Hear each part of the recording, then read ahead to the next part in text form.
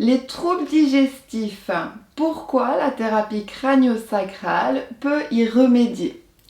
On en parle peu, mais les troubles digestifs sont aujourd'hui courants et les activités, que ce soit professionnelles ou sociales, en sont affectées.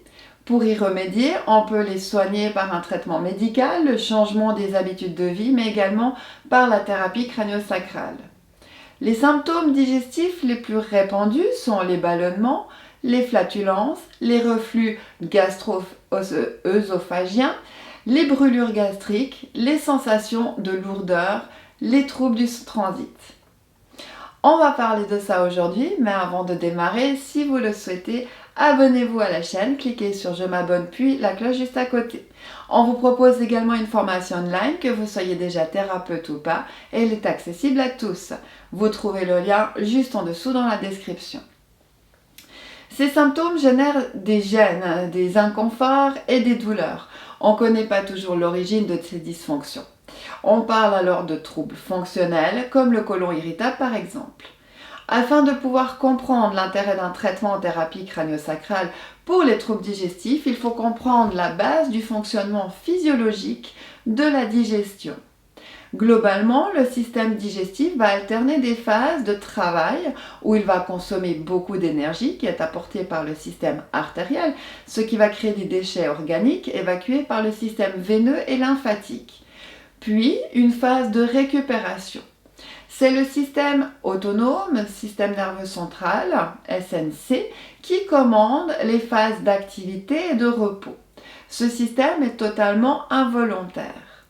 Le tube digestif reçoit ces directives par l'intermédiaire du nerf vague qui permet d'augmenter les sécrétions digestives ainsi que le péristaltisme, mouvement donc spécifique au système digestif. Ces nerfs partent du crâne et passent à travers le cou, le thorax et le diaphragme pour terminer dans l'abdomen jusqu'aux organes digestifs.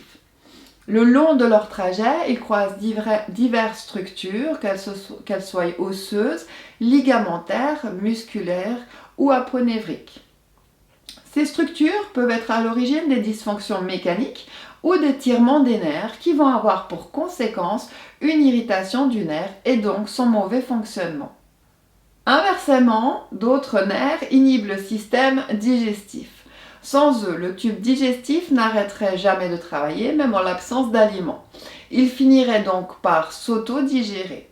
Ces nerfs partent au niveau de la moelle épinière et après leur sortie au niveau vertébral, ils traversent également diverses structures et tissus avant d'arriver dans l'abdomen. Le but de la thérapie crânio-sacrale est de s'assurer que toutes ces structures en lien avec le système nerveux soient totalement libres.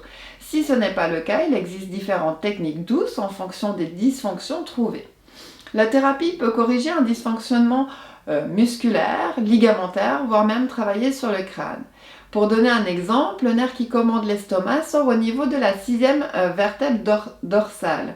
Si cette vertèbre est bloquée à cause d'un problème tensionnel musculaire important, c'est un exemple, le nerf peut être irrité et provoquer un mauvais fonctionnement de l'estomac et donc des symptômes tels que des crampes, des brûlures de l'estomac, voire des reflux. Ce problème peut venir d'un problème postural, d'un trauma, de mouvements répétitifs, que ce soit au travail ou au sport. C'est la raison pour laquelle le thérapeute va travailler non pas uniquement la zone douloureuse, mais s'appuyer sur un traitement global pour pouvoir obtenir un résultat durable. Il est également important de s'assurer que le système vasculaire est également libre, tout comme le système nerveux.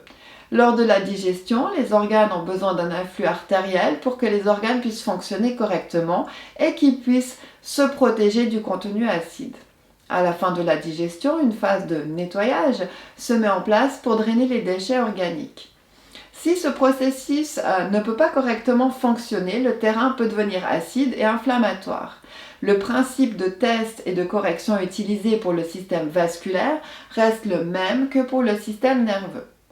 Voilà les amis, en commentaire si cela vous a parlé, si vous avez vécu des expériences, que ce soit en thérapie ou autre, ou surtout en thérapie crânio-sacrale, pour des problèmes digestifs, et quels sont les résultats que vous avez obtenus. Votre témoignage peut être très important pour donner des idées aux autres et les aider un petit peu dans leur problématique. Je vous souhaite une toute belle journée et à tout bientôt. Ciao!